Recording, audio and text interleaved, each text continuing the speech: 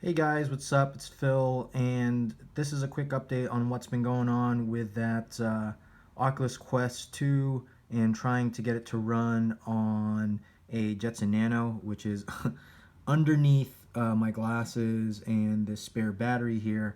And the reason why I have this mini SD card, which is 400 gigs, in my fingers here is because I actually reinstalled the image for the Ubuntu operating system version 1804, and I'm having trouble loading it up. I'm getting consistent Squash FTS errors right at the beginning when it boots up. Although there is a solution that I have been able to do, which is doing Alt Ctrl Delete when it boots up, and then essentially I'm able to log in.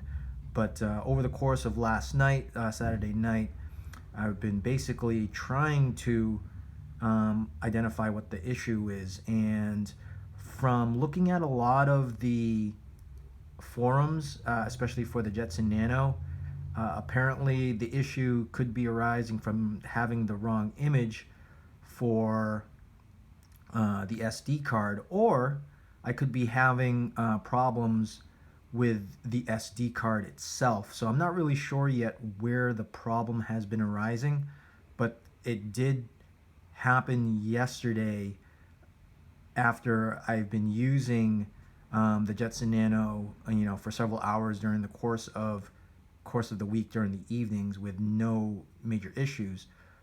Now, with that being said, part of the reason again is the issue that we're trying to resolve is it the SD card problem, or is it the problem with the image ISO?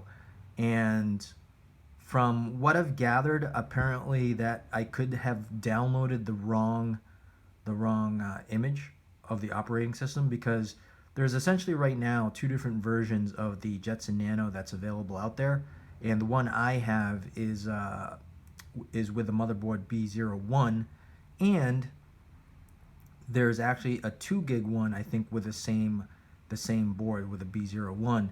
And if you have the wrong image for either the 2 gig or the 4 gig, if it's made for the 2 gig, it's not going to run well, so you're going to have issues with the bootloader.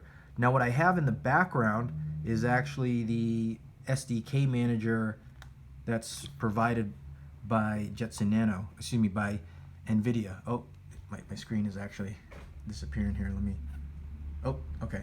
So it's 10:59 a.m. on Sunday. So basically what's going on, as you can see, I actually have it on the other window here because I have a KVM switch to switch back and forth between my Windows machine as well as, well, actually I don't have the Jetson Nano connected because, excuse me, it's powered down, and I just burped up coffee. So again, because right now this is a virtual machine, I'm not going to be able to access the device, the micro SD card, if I use this adapter here.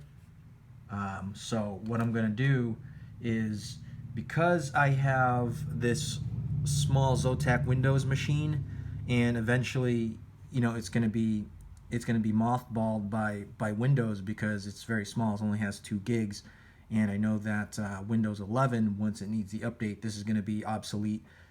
It's got a little bit of time, about 2025. However, keeping that in mind, what I'm going to do is I'm actually just going to keep the license key, and then if I need to reinstall Windows on that machine, I'll be able to do it in the near future.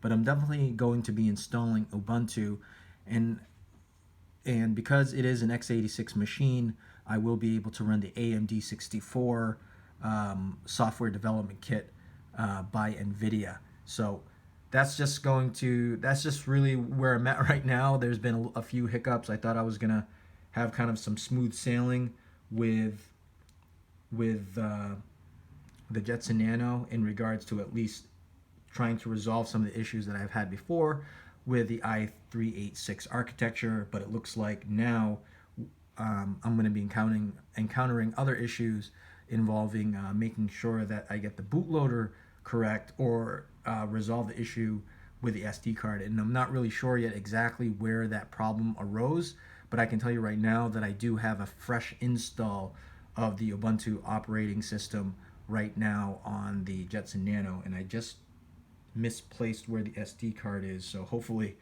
I can find that. But that's actually what's going on with that. I'm really eager to try to get that to work, at least at bare minimum. What I'm looking to do is at least get WebXR working, communicating with a headset, so that you can experience, WebXR applications via the browser, and that's going to be my just at minimum and maximum goal to be able to do that. But one of the ways, the way to do that is really just to make sure that I can install some type of application that can communicate with the Quest 2.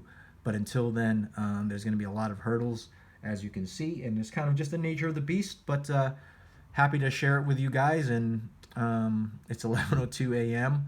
and I gotta get some other stuff done and get this video posted, so that you guys can get updated. And I got a few extra stuff that I want to share with you guys. So if you guys like this video, I know it's not all that great in regards to visually appealing in production, but I really wanted to show you guys actually what's been going on kind of on a regular basis. And I spent hours last night double checking to see where the issue was arising, and unfortunately it's hit a little bit of a roadblock. But what we're going to do is just continue forward and keep at it, because it's exciting and it's fun, and that's kind of just the nature of the beast. So thank you guys very much for stopping by, and I hope this video will help you on your journey if you guys are also doing the same thing, or maybe if you guys are doing the same thing, maybe you can help out in regards to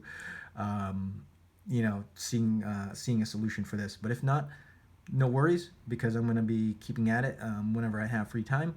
And thank you guys very much for stopping by.